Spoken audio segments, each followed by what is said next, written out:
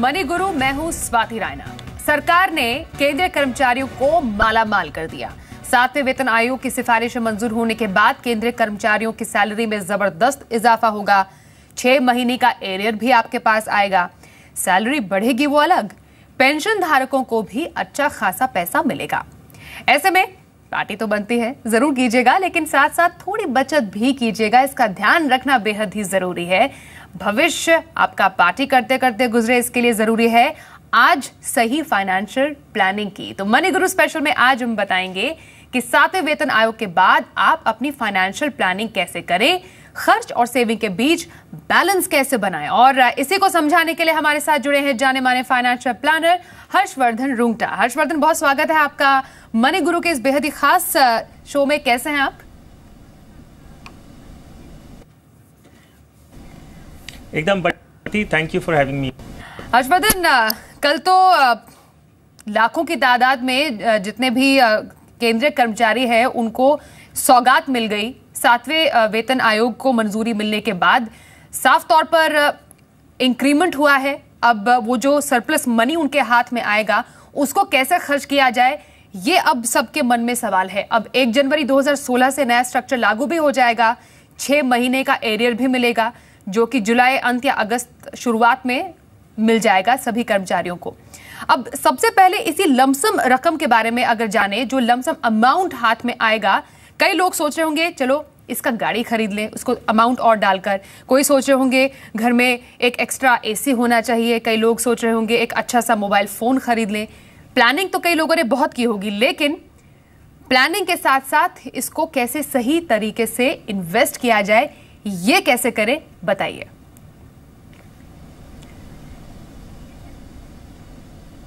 स्वाति, आपने एकदम सही बात कही कि जब आप देखते हैं कि आपको एक साथ आपके 6 महीने के जो अरियर्स हैं वो अगर हाथ में मिलता है, तो ये एक जायज़ सी बात है कि एक वी गेट कैरिड अवे। हमें टेंडेंसी होती है कि हम जो हमारी इच्छाएं थी उस पे हम हमारे खर्चे शुरू कर दें। हो सकता है जिनके पास गाड़ी नहीं है, मोटरसाइकिल है, तो वो गाड़ी खरीदने की बात करें। जिनके पास 1 कमरे का मकान है तो वो 2 कमरे का मकान लेने की बात करें। सो ये ज़रूरी है कि जब आपके पास ये पैसे आपके हाथ में आते हैं, तो जो भी आपकी रिक्वायरमेंट्स हैं उसे आप एक सही तरीके से नोट डाउन कर लें। सिस्टमेटिकली अगर आप उसे लिखते हैं कि आपकी ज़रूरतें क्या हैं, तो आपको बाद में आगे जाते हुए जब पैसे एक्चुअली हाथ में आते हैं, जो हम देख रहे हैं कि जुलाई या अगस्त में अरियर्स पेमेंट होगा, तब आप एक इन्फॉर्म डिसीजन ले पाएंगे। ये ज़रूरी है कि आप एक अपनी लिस्ट में जो आइटम्स ऐड करें वो ये है कि आपके पास अगर कोई आउटस्टैंडिंग लोन है, आपके घर का लोन हो सकता है, पर्सनल लोन हो सकते हैं, या क्रेडिट कार्ड के सामने आपके कोई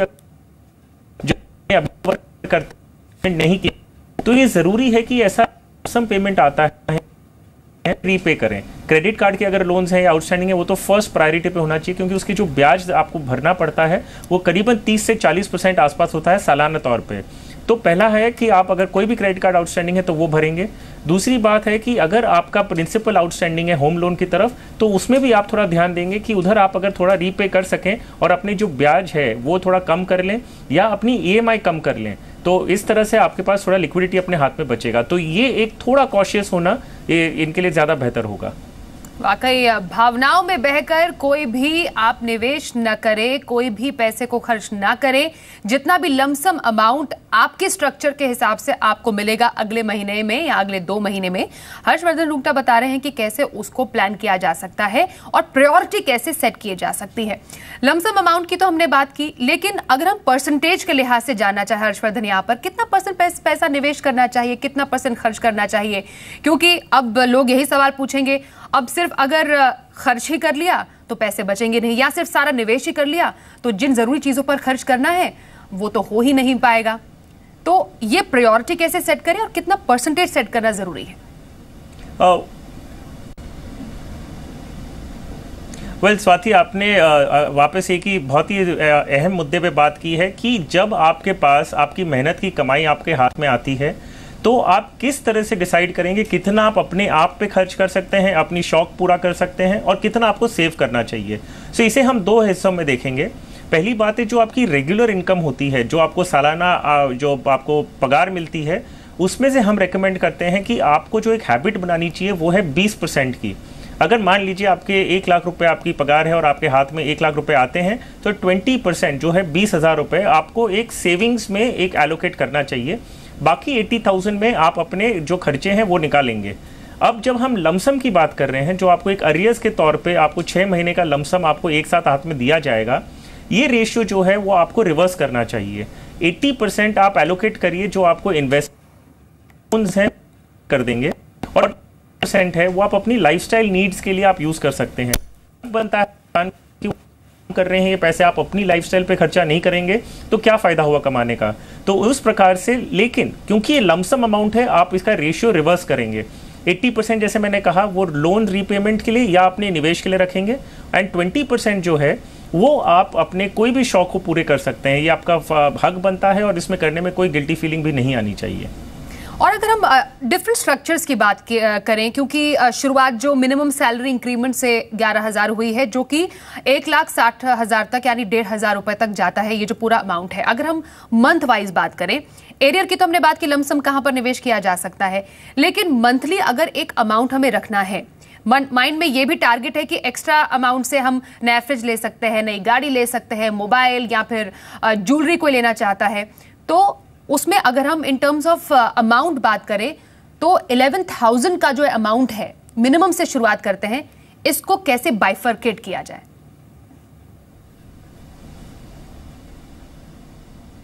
वेल स्वाति, अगर हम अपने जो भी खर्चे होते हैं उसे हम एक बार एनालाइज करें, तो हम जो निवेशकों को हैं या जो इंडिविजुअल्स हैं, हम उनको सलाह देते हैं कि जब भी आप महीने का खर्चा करते हैं उसे 2 कैटेगरी में डालिए। एक है कि आपकी ज़रूरतें क्या हैं, so those are called needs. इसका मतलब होता है जो हमारी ज़रूरत होती है वो तो उसमें आपके पास चॉइस नहीं होता। जैसे मान लीजिए आपको खाने पीने के जो रोज़ के खर्चे हैं वो आपकी ज़रूरत है, आपको एक जगह से दूसरी जगह जाना है, वो आपका ट्रैवलिंग का जो कॉस्ट है वो आपकी ज़रूरत है, आपको घर से निकल के काम पे जाना है। अब बात होती है ज़रूरतों की और होती है हमारी इच्छाओं की, वांट्स। अगर हम बात करते हैं कि अगर आपकी ज़रूरत है, आपको एक जगह से दूसरी जगह पे जाना है, वो ट्रैवलिंग का खर्चा करना है, वो आपकी ज़रूरत है, लेकिन आपको एक गाड़ी में जाना है अपनी, और वो भी बड़ी गाड़ी में जाना है, वो आपकी इच्छा होती है। सो नीड्स एंड वांट्स, ये चीज़ को जब हम अलग कर देंगे तो हमारे खर्चे जब हम एलोकेट करना चालू करते हैं वो ज़्यादा ईजी हो जाता है।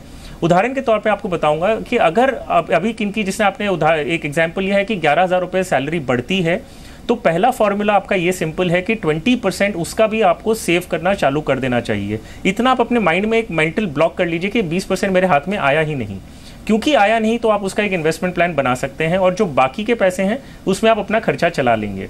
अब वो खर्चों में जब आप ज्वेलरी की बात कर रहे हैं या मोबाइल फ़ोन्स की बात कर रहे हैं, फर्नीचर की बात कर रहे हैं, उसे जब आप एक कैटेगरी में डिवाइड करेंगे कि क्या ये मेरी ज़रूरत है तो उसमें डेफिनेटली खर्चा करना है, और क्या ये मेरी इच्छा है। अगर आपकी इच्छा है कि आपके पास एक आईफोन होना चाहिए, तो आप देखिए आपके बजट में अगर फिट होता है वो 80% में, क्योंकि आपके हमने डिसाइड कर लिया है 20% इन्वेस्ट करेंगे और 80% खर्च करेंगे, तो वो 80% में आपके पास लिबर्टी है कि आपकी इच्छाएं पूरी करनी है, आपको ज़रूरतें पूरी करनी है, चलते हैं तो कोई हर्ज नहीं है खर्चा करने में। सिर्फ है कि एक नियम में किए, एक पैरामीटर्स बजट बना के करेंगे तो हर चीज़ आपके लिए पॉसिबल है।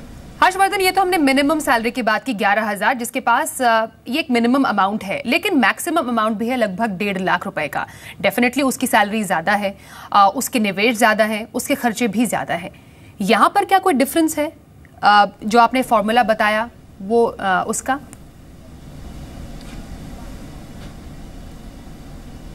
नहीं, देखिए स्वाति, जब हम इनकम की बात करते हैं, हर इंसान अपनी जैसी इनकम बढ़ती है वो अपनी लाइफस्टाइल बढ़ाते रहते हैं। तो अगर कोई इंसान है जो पहले 90,000 कमा रहे थे, जैसे कैबिनेट सेक्रेटरी की बात कर रहे हैं, जो 90,000 उनकी पहली इनकम थी और अब वो हो जाएगी 2.5 लाख रुपए। सो क्वेश्चन है कि जब आप एक कैबिनेट सेक्रेटरी या ऐसे कोई पोस्ट में आते हैं तो आपकी एक लाइफस्टाइल भी उस तरीके से बदल जाती है। सो परसेंटेज टर्म्स में जब हमने बात की है, परसेंटेज टर्म्स हर लेवल पे लागू होता है। मान लीजिए अगर कोई इंसान, जैसे मैंने कहा कि 1 लाख या 2 लाख रुपए कमा रहे हैं, तो उसी प्रकार के घर में रहेंगे, उसी प्रकार की सोसाइटी में रहेंगे जहाँ पे उनका मेंटेनेंस कॉस्ट भी लगता है। सो परसेंटेज एक ब्रॉडर पैरामीटर बन जाता है। हालांकि जब हम बॉटम ऑफ द पिरामिड आते हैं तब कंसर्न बढ़ जाता है। मान लीजिए हमने बात की किसी इंसान की 18,000 रुपये पगार है, 18,000 में हम बोलते हैं 20% बचाना है आपको, लेकिन ऐसा ज़रूरी नहीं है कि वो 20% बचा सके। हालांकि जब हम हायर लेवल पे जाते हैं तो 20% बचाना ईजी हो जाता है अगर चाहे तो। सो ज़्यादा कंसर्न जो है वो लोअर इनकम ब्रैकेट पे होता है। हायर इनकम में 20% बचाना, आई थिंक इतना तो आप कोशिश करके कर ही सकते हैं। ऑलराइट हर्षवर्धन, हमने ये तो जान लिया कि प्रायोरिटी क्या रखनी चाहिए, प्लानिंग किस तरीके से करें, लेकिन अब जब निवेश की बात आती है, क्योंकि सबसे पहले माइंड में कुछ लॉन्ग टर्म गोल्स आते हैं, जिसमें रिटायरमेंट प्लानिंग एक है, घर की प्लानिंग, बच्चों की पढ़ाई है, ये कुछ लॉन्ग टर्म गोल्स है। इसके लिए सेविंग स्कीम्स में लोग पैसे डालते हैं, जैसे पीपीएफ हो गया, ईपीएफ है, एनएससी है। पोर्टफोलियो में क्योंकि डेट का जो एक कुछ पोर्शन होना भी बेहद जरूरी होता है स्टेबिलिटी के लिहाज से।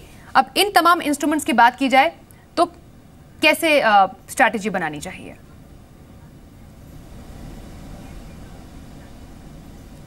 वेल, अगर हम इन्वेस्टमेंट्स की बात कर रहे हैं तो डेट, इक्विटी, रियल एस्टेट और कमोडिटीज, ये 4 ब्रॉड कैटेगरीज हैं जिसमें इंडिविजुअल्स इन्वेस्ट करते हैं।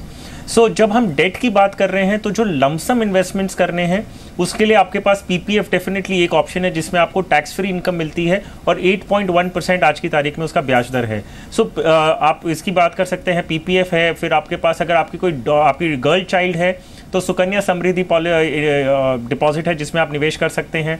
उसके ब्याज दर जो है वो 8.6% है और उसमें भी आपको टैक्स फ्री रिटर्न मिलता है। तो ये सारी ऐसी जो सरकार की स्मॉल सेविंग स्कीम्स हैं जो पोस्ट ऑफिस के जरिए ली जाती हैं, तो उसमें आप डेफिनेटली डेट अपना एलोकेशन कर सकते हैं। अगर कोई मिड और सीनियर लेवल एम्प्लॉयज़ हैं जो डेट म्यूचुअल फंड्स को समझते हैं कि उसकी वर्किंग कैसी होती है, तो वो डेट म्यूचुअल फंड्स की तरफ भी रुख कर सकते हैं, क्योंकि वहाँ पे भी आपको लॉन्ग टर्म कैपिटल गेन्स जो है वो इंडेक्सेशन बेनिफिट मिलने के बाद हो सकता है कि आपका जो रिटर्न है वो भी बिना टैक्स लगे आपको रिटर्न मिले। सो ऐसे काफ़ी ऑप्शंस हैं जिसमें आप निवेश कर सकते हैं। एक छोटा हिस्सा है जो हर इंसान को अपने पोर्टफोलियो में रखना चाहिए, 10% तक जो रखना चाहिए वो है गोल्ड। आप कोई भी प्रेशियस मेटल्स, गोल्ड जो पॉपुलर है, आप गोल्ड में निवेश कर सकते हैं, या सिल्वर भी पकड़ा है। आज की तारीख में जो इन्वेस्टर्स को समझ में आने लगा है, प्लैटिनम है, पैलेडियम है, ये सब चीज़ हैं जो अगर जो समझे तो 10% अपना एक्सपोजर कमोडिटीज़ में रख सकते हैं। रियल एस्टेट ऑफ कोर्स एक डेट कैटेगरी में आता है, और आज की तारीख में अगर हम देखें रियल एस्टेट की बात करते हैं तो अगर किसी भी इंसान का जो हाईएस्ट एक्सपोजर है वो रियल एस्टेट में ही होता है, अपना खुद का घर हो या कोई दूसरा सेकंड इन्वेस्टमेंट रिलेटेड घर हो, तो एक बहुत ज़्यादा एलोकेशन घर की तरफ तो नेचुरली रहता ही है। डेफिनेटली इसकी हम आगे चर्चा जरूर करेंगे, क्योंकि डेट और स्टेबिलिटी की बात हुई। अगर हम इक्विटी में निवेश बताएं लोगों को कि कैसे किया जाए इस अमाउंट से, सरप्लस अमाउंट से, क्योंकि कई लोग चाहेंगे कि हाँ रिटर्न भी अच्छा मिल जाए स्टेबिलिटी के साथ साथ, तो इक्विटी में अगर निवेश की रणनीति बनानी हो इससे तो किस तरह आगे बढ़ें?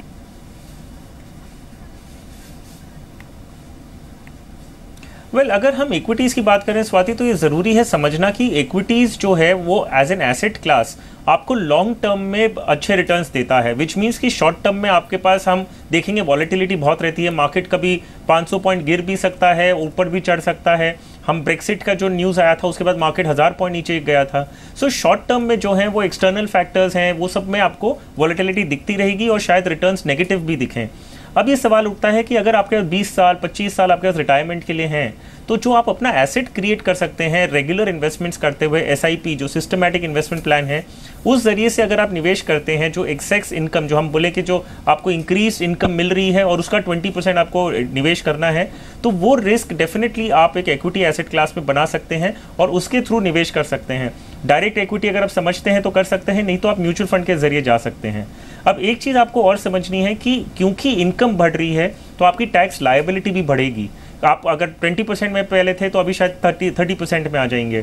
तो उसी प्रकार जो आपको टैक्स एग्जेम्पशन की लिमिट्स दी गई हैं, 80C सेक्शन 80C में 1.5 लाख रुपए का आपको छूट मिलती है, तो वो पूरा सेक्शन आपको यूज़ करना चाहिए। और अगर आप इक्विटी में निवेश करना चाहते हैं और एंड टैक्स बेनिफिट भी लेना चाहते हैं, तो आप इक्विटी लिंक सेविंग स्कीम्स जो ELSS स्कीम्स जानी जाती हैं, उसमें भी आप SIP के जरिए इक्विटी एक्सपोजर ले सकते हैं। किस प्रकार की स्कीम से निवेश करना चाहिए? वेल, शुरू करते वक्त हम देखते हैं कि हमेशा हम रेकमेंड करते हैं कि आपका जो इन्वेस्टमेंट है वो लार्ज कैप पोर्टफोलियो होना चाहिए। जो कंपनीज एस्टैब्लिश्ड हैं, जिनकी मार्केट वैल्यूएशन 10,000 या 15,000 करोड़ से ज़्यादा है, अगर ऐसी कंपनीज में आप निवेश करते हैं तो अगर जब मार्केट में उतार चढ़ाव आता है तो ये कंपनीज क्योंकि एस्टैब्लिश्ड हैं, इनके पास थोड़ा ज़्यादा फाइनेंशियल पावर होता है कि ये जो टर्मोइल को रेजिस्ट कर सकें।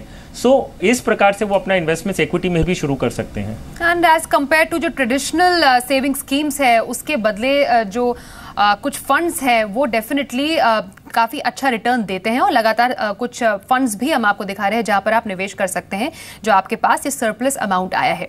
ये तो हमने निवेश की बातें कर ली हर्षवर्धन, लेकिन कहा जाता है कि जब भी आप एक पोर्टफोलियो सेट करते हैं शुरुआत उसकी एक अच्छी इंश्योरेंस प्लान से करनी चाहिए। अब क्या अब बढ़ी हुई सैलरी के साथ इंश्योरेंस दिमाग में रखना और इंश्योरेंस का दायरा बढ़ाना भी उतना जरूरी है?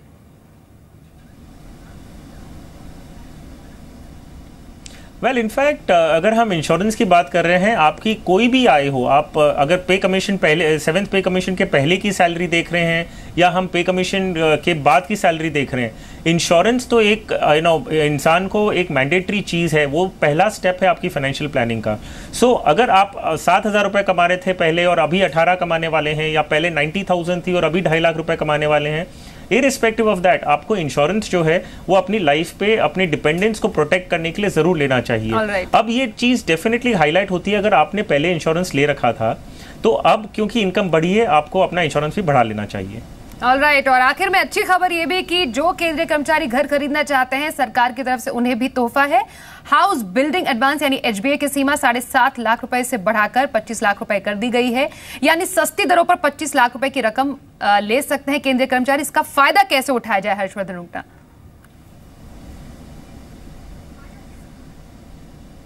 वेल अगर हम ये हाउस बिल्डिंग अलाउंस की बात कर रहे हैं तो ये एक्चुअली जो एग्जिस्टेंस में है बहुत समय से है। इसमें 2-3 तरह के ना प्रोविजंस हैं। पहली बात यह है कि कोई भी अगर परमानेंट एम्प्लॉय है गवर्नमेंट का तो उनको डेफिनेटली हाउस अलाउंस मिलता है, हाउस बिल्डिंग अलाउंस। अगर कोई टेम्परेरी एम्प्लॉय है लेकिन 10 साल तक सर्विस में है गवर्नमेंट की तो भी वो लोन ले सकते हैं। तीसरा है कि ये एक ही बार अपनी लाइफ टाइम में मिलता है। अच्छी बात यह है कि जो पहले लोअर लिमिट जो रिस्ट्रिक्ट की गई थी 7.5 लाख की, वो 25 लाख कर दी गई है। और इसमें जो सब्सिडाइज्ड इंटरेस्ट रेट है वो 5% से लेकर 9.5% तक उसका रेट ऑफ इंटरेस्ट लगता है, डिपेंडिंग आप कितना लोन लेते हैं। सो ये चीज़ क्या चीज़ के लिए दी जाती है? एक है आपका अगर अपना घर कंस्ट्रक्ट करना है आपको या कोई फ्लैट खरीदना है तो ये, और होम एक्सटेंशन के लिए भी दिया जाता है। सो क्वेश्चन ये है कि क्योंकि आपको अगर कोई घर अपना बड़ा घर लेना है या अपना घर कंस्ट्रक्ट करना है तो डेफिनेटली एक लिमिट बढ़ा दी गई है और उसके आपकी सैलरी के दायरे में होता है। डेफिनेटली आपको 34 मंथ्स का जो आपका पेमेंट कैपेसिटी देखी जाती है और उसके बेसिस पे आपका लोन अमाउंट डिसाइड किया जाता है। सो नेचुरली क्योंकि आपको एक सब्सिडाइज लोन है गवर्नमेंट की तरफ से, आप अगर घर खरीदना चाहते हैं या कंस्ट्रक्ट करना चाहते हैं, पहले आप इस फैसिलिटी का पूरा फायदा उठाना चाहिए। So thank you so much Harshvardhan Rungta हमारे साथ मनी गुरु के आज के इस एपिसोड में जुड़ने के लिए और टिप्स बताने के लिए कि जो ये रकम मिलने जा रही है सरकारी कर्मचारियों को उसका फायदा वो ज्यादा से ज्यादा कैसे उठा सकते हैं। या निवेश कीजिए, खर्च कीजिए, आप पर ही निर्भर करता है, लेकिन कैसे आपको अपने फ्यूचर को बेहतर बनाने के लिए इस रकम को यूज करना है ये आप जान गए हैं अब।